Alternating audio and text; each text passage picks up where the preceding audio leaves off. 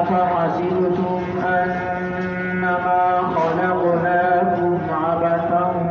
وأنكم إلينا لا ترجعون فتعالى الله الملك الحق لا إله إلا هو رب العرش الكريم ومن يدع